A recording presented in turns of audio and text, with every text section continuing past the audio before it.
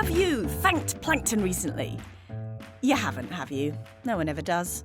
It's not like they're not adorable. There's bacteria, algae, jellyfish, teensy baby crabs. Basically anything that drifts around with the ocean currents can be called plankton. They're so photogenic that a book's just come out filled with pictures of them. But they don't just float around all day looking pretty. It turns out plankton are keeping us all alive. So start your thank you notes now, because here are 5 reasons to thank plankton. Number 1, air. Everyone loves trees. Trees fill the air with oxygen and stop global warming and save the planet. So how come no one mentions that photosynthetic plankton, like these diatoms, produce as much oxygen as all the rainforests and land plants put together? And absorb carbon dioxide? And slow down climate change? Oh, and they've been doing it for 3 billion years. Take that, trees.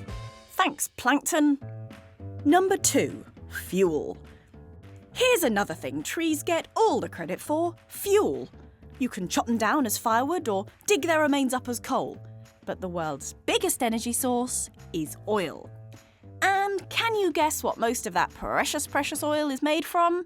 What a surprise! It's plankton.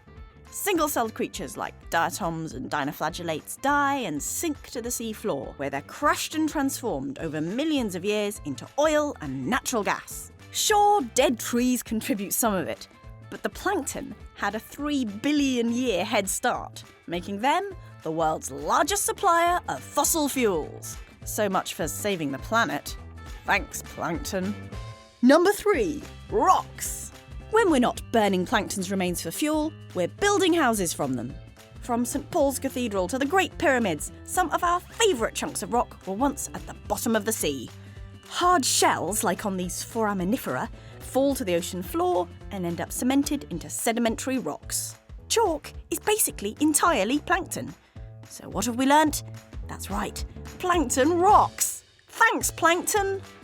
Number 4, fish fingers. OK, so maybe you can technically survive without fish fingers. Or salmon, sushi, mussels, tuna mayo sandwiches. OK, let's just say you're vegetarian. The point is, all sea creatures, delicious or otherwise, depend on plankton somewhere in the food chain. Our pals, the photosynthetic plankton, turn sunlight into food for hungry zooplankton, some of which, like krill, feed ever bigger marine predators.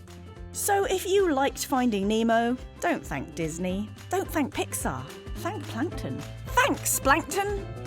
Number 5, your face. Without plankton, you wouldn't have a face, or legs, or a gallbladder. What I'm getting at here is that we all kind of evolved from plankton.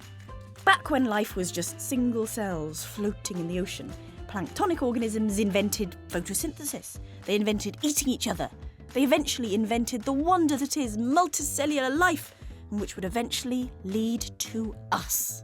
OK, they didn't technically invent your actual face, but they certainly helped evolution get there.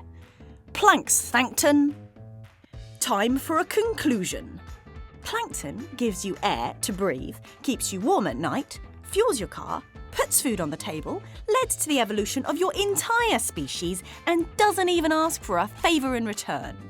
Plankton's got your back, man. It's always there for you.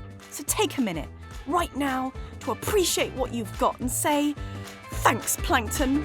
We love you guys.